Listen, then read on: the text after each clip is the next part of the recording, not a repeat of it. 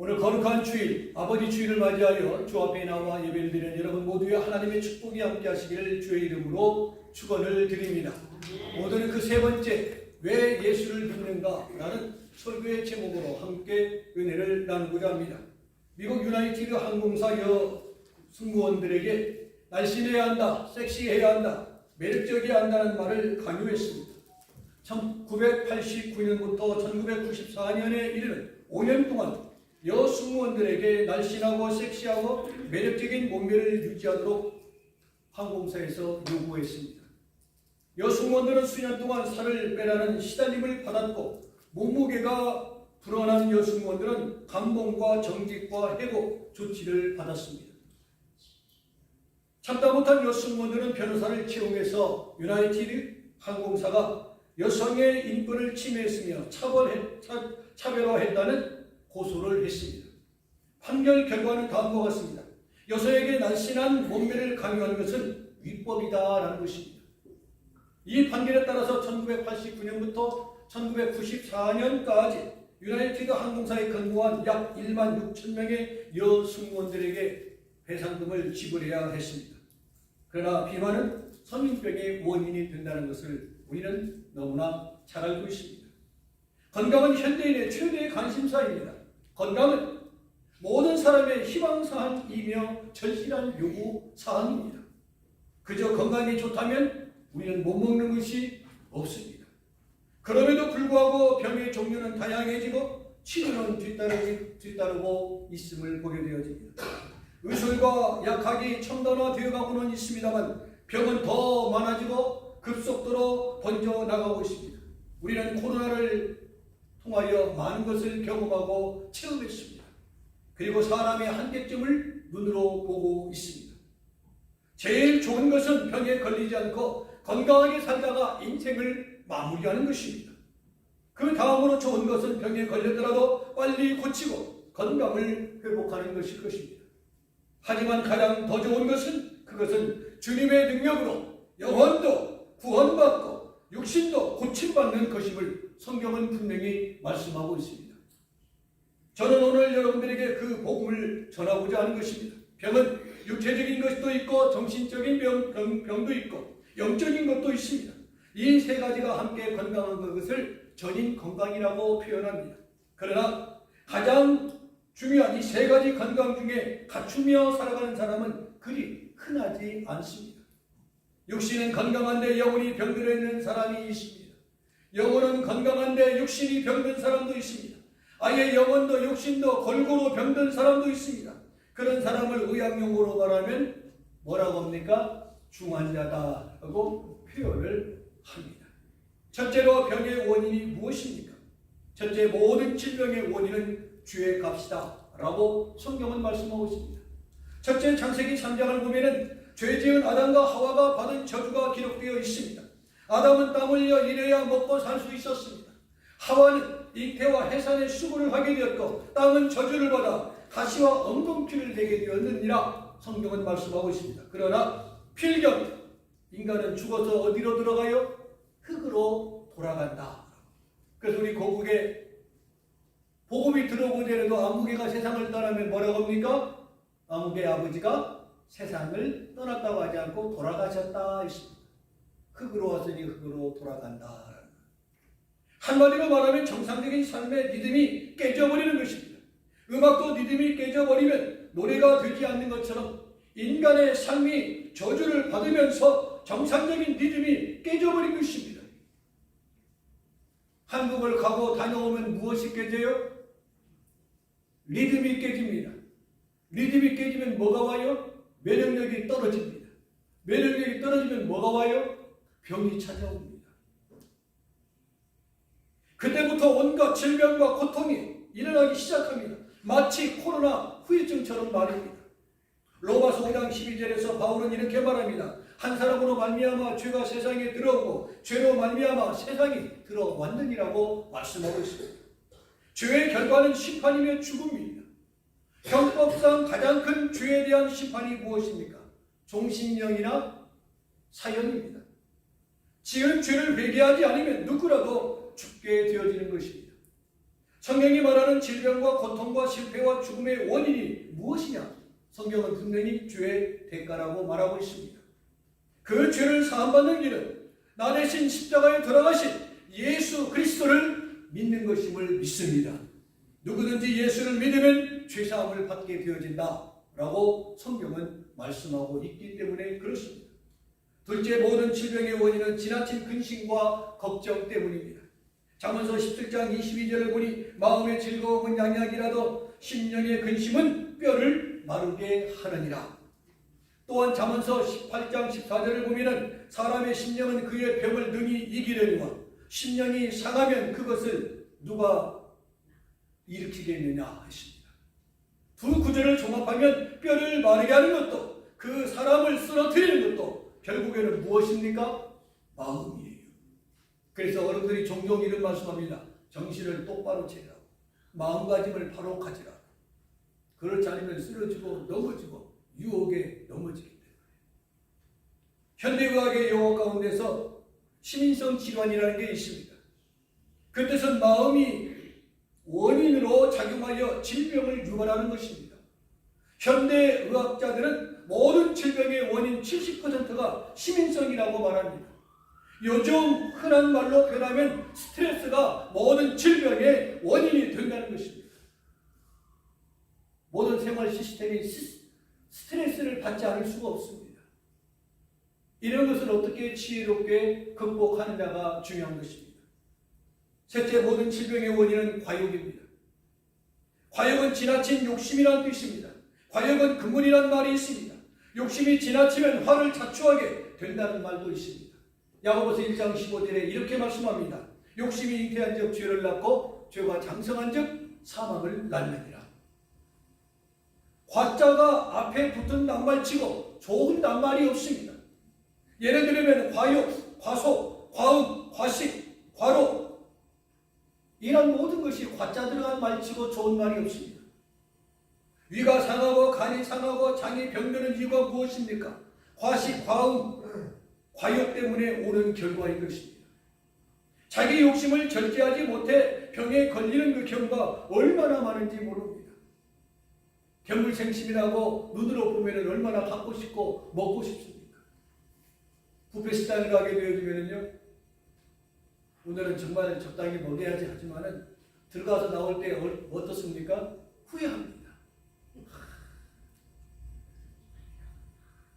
어디까지 차요? 여기까지 차게 먹어요.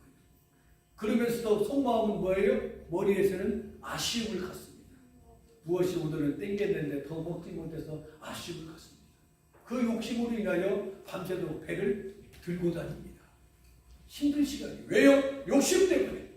우리가 매사에 힘들고 어렵고 스트레스 받는 것이 무엇입니까? 욕심 때문에 그러는 거예요.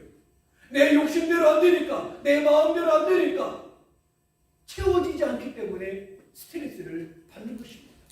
부부관계며 대인관계도 마찬가지입니다. 내 마음대로, 내 욕심대로, 내 생각대로 상대가 움직이지 않기 때문에 스트레스 받는 거예요. 그런 건 아니겠습니까? 그 외에도 병의 원인은 수도 없이 많습니다. 중요한 것은 병의 원인이나 병의 종류를 찾아내는 것보다 그 병을 고치는 것이 더더욱 중요하다는 것입니다. 둘째로 병을 어떻게 고칠 수 있습니까?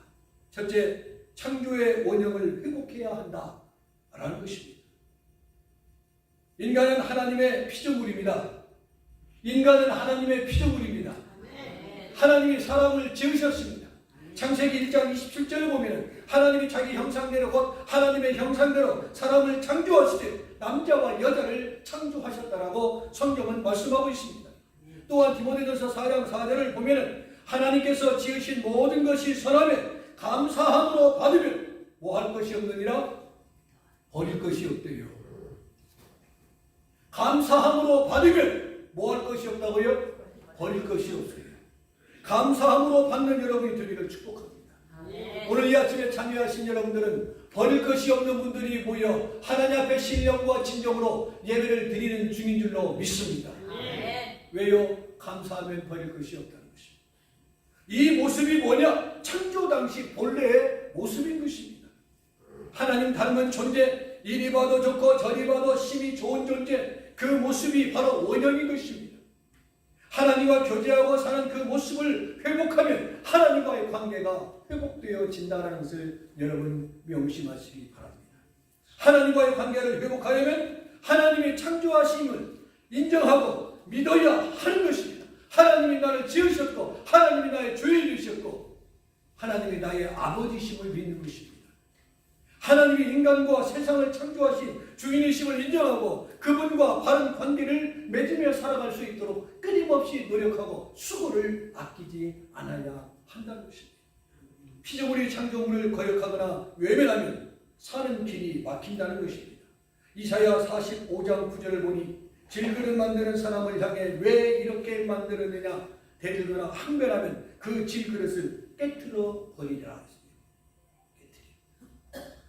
하나님을 바로 섬기고 창조의 질서를 따라 살 때 건강이 회복되고 유익하게 유지되어지는 줄로 믿습니다.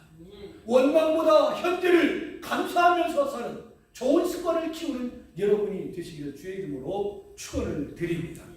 둘째, 마음을 바꿔야 고칠 수 있습니다. 과거에 한국의 여가수 이정현 양은 바꿔라는 노래를 불러서 인기를 모은 적이 있습니다.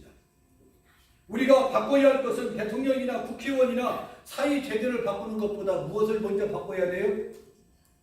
마음을 바꿔야 돼요. 마음을. 그 이유는요, 모든 문제와 병의 원인이 마음에 있기 때문에 그렇습니다. 심신이 불안한 상태에서 항암제를 쓰는 사람보다 안정된 상태에서 항암제를 쓰는 사람이 훨씬 더 치료가 빠르고 부작용이 없다는 것입니다. 그래서 구글에서 찾아봤어요. 이정현 양이 바꿔 모든 걸 다 바꿔. 어느 분은 그래요. 남편과 자식만 빼고 다 바꿔. 그렇게 말하는 사람도 있더라고요. 가사를 보니까 이렇습니다. 모두 다 제정신이 아니야. 다들 미쳐가고만 있어. 나는 누굴 믿어? 어찌 믿어? 더는 못 믿어. 누가 누굴 욕하는 거야? 그러는 넌 얼마나 깨끗해. 너나 할 것 없이 세상 속에 물들어 가고 있어. 바꿔 모든 걸 다 바꿔. 내용이 그렇습니다.